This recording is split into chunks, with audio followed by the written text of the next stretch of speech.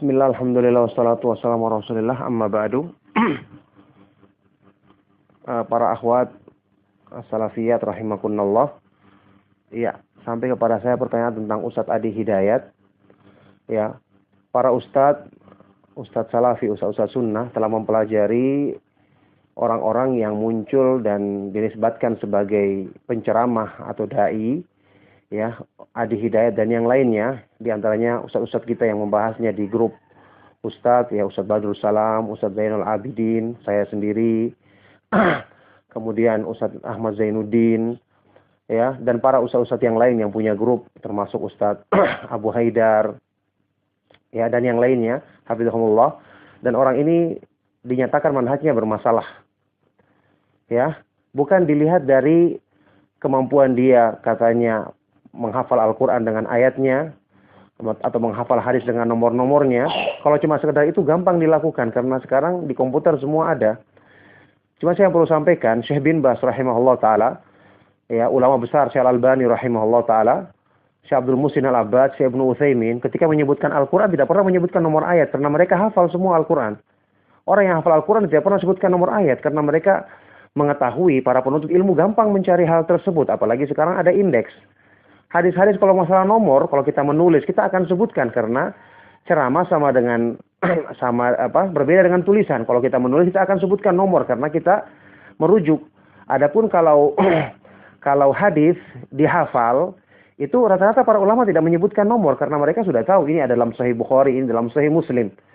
Nah, untuk mengetahui seorang itu hafal atau tidaknya dilihat dari cara waktu ditanya. Kalau dia mengisi pengajian, dia akan mempersiapkan diri, gampang menghafal seperti itu. Apalagi cuma untuk sekedar daya tarik. Yang jelas, masalah menghafal nomor ayat atau menghafal nomor hadis itu para ulama tidak pernah melakukannya. Apakah orang ini lebih hebat daripada Syekh bin Baz? Ya, lihat tulisan ceramah-ceramah Syekh Utsaimin, ya, Syekh Abdul Muhsin Al-Abbad, Syekh Ibrahim Ar-Ruhaili yang sering mengunjungi kita, Syekh Ali Hasan, Syekh Sulaiman yang dikatakan sebagai ahli fikihnya di Madinah. Lebih hebat dari mereka-mereka ini. Mereka tidak pernah menyebutkan nomor ayat ketika menyampaikan ceramah. Lagi pula yang begini bukan hal yang istimewa, biasa. Cuman karena ada orang-orang yang tidak paham, tidak pernah dengarkan, tidak hafal Al-Quran, sekali disebut seperti ini, saya langsung kagum-kagum luar biasa. Yang jelas, ini bukan masalah sebenarnya. Orang mau menyampaikan Al-Quran dengan nomornya, hadis itu tidak ada masalah. Cuman orang ini pemahamannya rusak. Tidak direkomendasikan oleh para ustadz yang telah meneliti tentang ceramah-ceramahnya. Apalagi hukum asal-usulnya. Ingat, disinilah, ya, anti semua itu harus paham manhaj dalam menuntut ilmu. Menuntut ilmu itu beda dengan menerima orang yang ingin baik, kita terima, kita sangka baik kepada dia. Tapi untuk menjadi pengajar dan sumber ceramah, itu bukan dinilai dari sekedar, oh saya tahu dia hafal Al-Quran begini. Itu orientalis, ya, perusak Islam, rata-rata hafal Al-Quran. Hafal hadis Rasulullah SAW. Nanti harus tahu, ya, ada yang namanya orang orientalis dari Eropa, namanya Wensing. Itu dia sampai pernah membuat, ya, indeks hadis-hadis Rasulullah SAW untuk memudahkan kita mencarinya. Dia membuat dan dia sembunyikan untuk dia sendiri dalam tujuan untuk merusak Islam, mencari hadis-hadis yang nanti akan dikesankan Islam itu bertentangan, Islam itu rusak. Yang kemudian salah seorang ulama berhasil mendapatkan dari dia, ternyata dari sekian banyak buku hadis dia bisa membuat indeksnya kayak semacam cara pencari dengan lafaz hadis. Itu luar biasa, berarti dia kuasai semua buku-buku hadis tersebut. Apakah dengan ini berarti dia hebat? Namanya Wensing, orang orientalis. Mereka-mereka ini hafal Al-Quran. Ada di Mekah yang namanya Alawi Al-Maliki yang dikatakan oleh Syekh bin Baz, togutnya Mekah, orang sufi terkenal. Suka mengajak manusia menyembah dirinya. Ya, bersembunyi di Mekah sana karena ada sebagian orang-orang yang petinggi kerajaan yang mungkin di keluarganya melindungi dia. Ini kalau menulis hadis, keluarkan dengan tahrijnya semua. Dia tahu sumber-sumbernya, dia sebutkan nomor-nomornya, luar biasa. Apakah ini kita katakan dia sebagai orang yang baik, padahal dikatakan oleh Syekh bin Baz sebagai togutnya Mekah? Jadi adalah kebodohan kalau kita menilai, ya, seseorang yang hanya kita dengar dari ceramahnya, kita dengar dari ininya. Emangnya Anda dengar semua ceramahnya? Ya. Kemudian, apakah Anda itu tahu bahwasanya dia itu punya pemikiran yang disampaikan lewat ceramahnya atau menggiring opini kepada pemahaman tertentu? Apakah Anda paham ini? Anda tidak paham. Para ustadz telah meneliti Dan para ustadz yang ada di Multaqo Duat, yang saya katakan tadi nama-nama mereka telah meneliti dan telah menyimpulkan bahwa ustadz ini bermasalah. Anda saat ini bukan posisinya memberikan bimbingan kepada orang, ya, tapi mendengarkan dari penjelasan para ustadz tentang siapa yang bermasalah, siapa yang pantas diambil ilmu darinya, ya. Inilah metode Ahlus Sunnah wal Jamaah yang juga pernah saya kirimkan artikel berdasarkan pernyataan Muhammad ibnu Sirin, inna hadzal ilma dinun fanzuru amman ta'khuduna dinakum. Sesungguhnya ilmu agama ini, ilmu agama yang kamu pelajari adalah agamamu, maka lihatlah dari siapa kamu mengambil agamamu. Saya sudah pernah sebutkan juga, Imam Malik menyebutkan bahkan ratusan orang-orang soleh yang tinggal di dekat Madinah yang selalu beribadah di Masjid Nabawi, tidak ada seorang pun yang diambil ilmu dari mereka karena mereka bukan ahli hadis.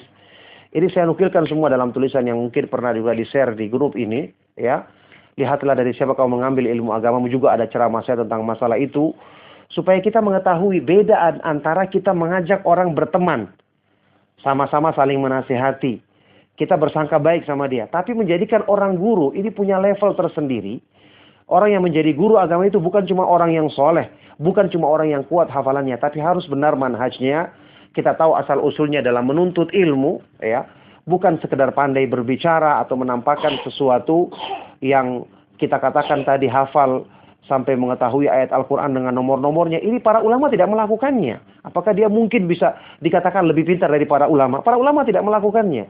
Standar yang dikatakan ilmiah itu adalah kalau dia sebutkan Al-Quran, ya, sebutkan lafadznya, benar pelafatannya, kemudian dia menukil tafsir dari para ulama Ahlus Sunnah wal Jamaah, benar penukilannya, antum buktikan atau anti semua buktikan ketika dia menukil mana tafsir Ibnu Katsir, saya melihat anti buktikan. Nah, sekarang ini anti kan tidak pernah membuktikan apa-apa, cuma dengar-dengar saja, ya. Makanya bertanya kepada orang yang berilmu. Anda itu atau anti semua bertanya bukan cuma dalam masalah fikih, masalah haid dan nifas. Bertanya kepada ustaz termasuk siapa yang pantas diambil ilmu darinya. Para ulama dari dulu melakukan hal tersebut.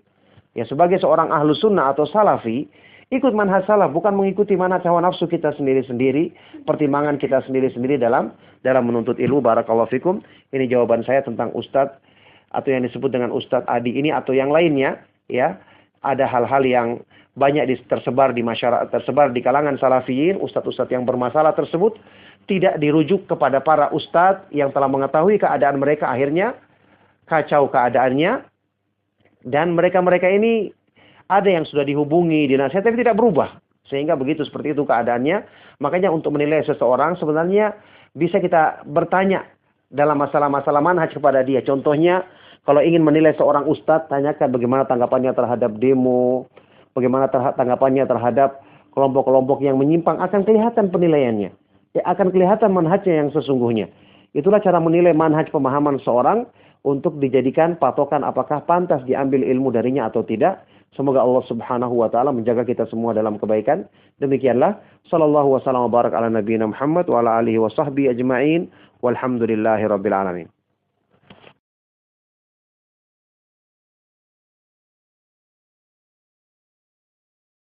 Mohon izin memberikan nasihat atau pesan. Satu, mohon sibukkan dengan meningkatkan kualitas amalan kita.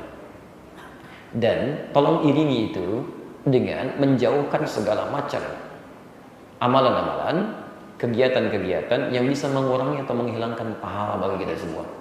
Saya selalu berpesan ini, ingat betul ini ya kalimat saya. Tolong jauhi hal-hal yang kita tidak sadar, pahala kita terbuang. Mencela itu bagian dari hal yang menghilangkan pahala. Berselisih itu menghilangkan pahala. Kalau Anda bisa berdoa dengan baik, kenapa mesti mencela? Tinggalkan yang buruk-buruk, hadirkan yang baik-baik. Jauhi sesuatu yang bisa menghabiskan energi kebaikan kita. Jelas ya? Saya tidak mengajari Anda ilmu pengetahuan untuk menjadikannya sebagai amunisi untuk berdebat. Tidak. Itu sebagai bagian bekal kita untuk meningkatkan kualitas ibadah. Maaf, agak panjang sedikit saja.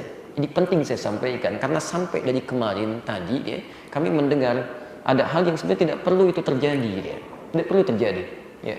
Kami diminta pendapat tentang, ya, ada sementara lah yang sekarang terjadi, ada yang merasa keberatan dengan hadirnya barangkali teman-teman kita yang mau pencerahan-pencerahan yang penuh kelembutan, kebaikan. Saya ditanya, Ustaz, bagaimana pendapat Ustaz tentang si fulan? Saya bilang dia orang baik, tapi dia mendapatkan satu peringatan agar dihindari. Peringatan untuk menghindari disebut dengan tahdzir. Tahdzir ya. Tahdzir itu peringatan untuk menghindari dari sesuatu karena ada bahaya di situ. Ya. Saya bilang tidak, itu nggak baik, nggak tepat. Lihat, kalau Anda mengatakan kembali kepada Al-Quran dan Sunnah, hukum Al-Quran mengatakan kalau ada sesuatu yang tidak tepat terdengar oleh kita beritanya, itu nggak boleh langsung dihukumi, mesti dicek dulu. In ja'akum fasiqun binaba'in fatabayyanu, mesti dicek. Ya. Kalau levelnya level sama, misalnya ustadz ada yang keliru, diketahui oleh ustadz yang lain, itu nggak boleh dibuka. Harusnya ustadz dengan ustadz itu dulu klarifikasi, tanyakan, tabayyun ke situ. Itu contohnya, itu ajaran Quran. Ajaran sunnah, bukan membuka. Jamaah sampaikan hati-hati dengan ustadz itu berbahaya, itu nggak boleh. Ya. Imam Ahmad bin Hanbal, ini nyata. Satu kali lewat di satu tempat, begitu berjalan siang hari, terlihat muridnya sedang mengajar di seberangnya, di bawah naungan pohon. Jadi dia berteduh, kemudian murid-murid yang lainnya itu kepanasan di sampingnya. Lewat beliau, itu malam harinya ditunggu oleh Imam Ahmad. Beliau tahu kebiasaan murid yang ini pasti bangun malam. Malam-malam itu pelan-pelan ketuk pintu. Begitu dibuka, kaget yang datang gurunya, sampai mengatakan, "Syekh, kenapa ada yang datang? Saya saja yang datang kepada Anda." Keras-keras.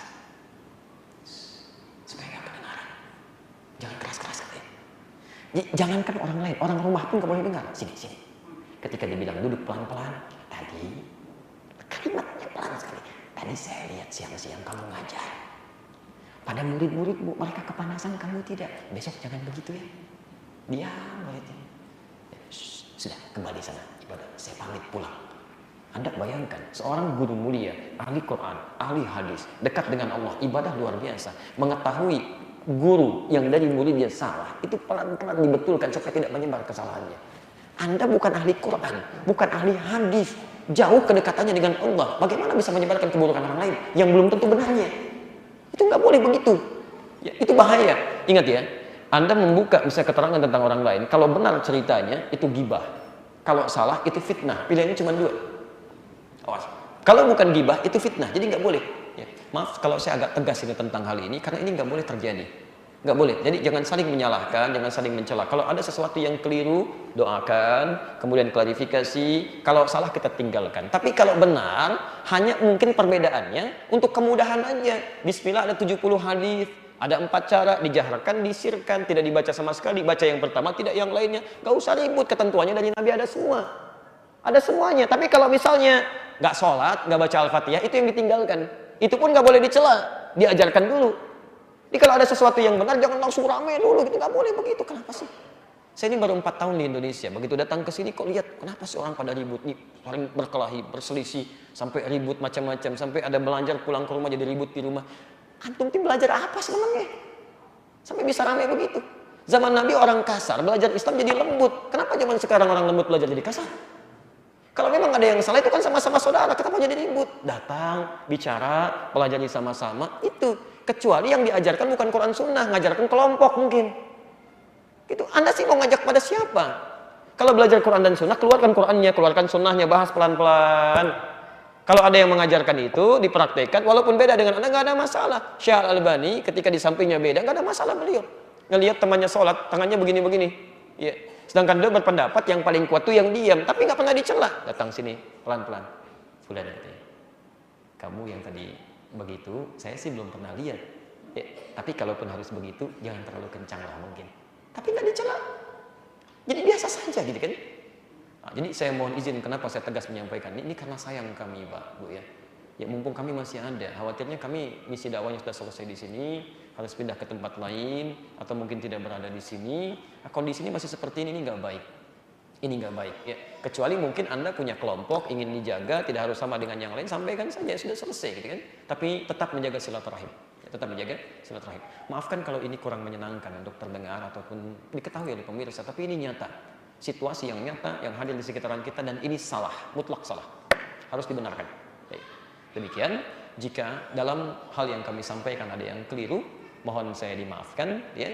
Karena ini pun saya diberitahu bahwa Ustadz Ali pun dapat tahdir. Oh, alhamdulillah saya bilang. Saya nggak pernah lihat gitu kan. Ustadz nggak usah lihat ya. Sampai terakhir kali ada informasi yang tidak baik sampai. Tapi saya nggak ambil pusing dia.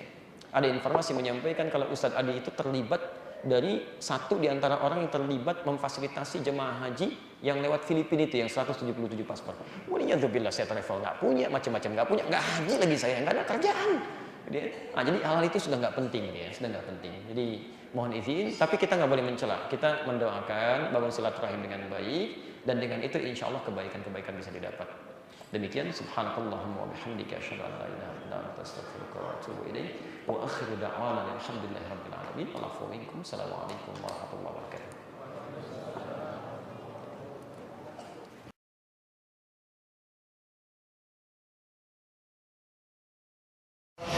Bismillah, alhamdulillah, wassalatu wassalamu rasulillah, amma ba'du.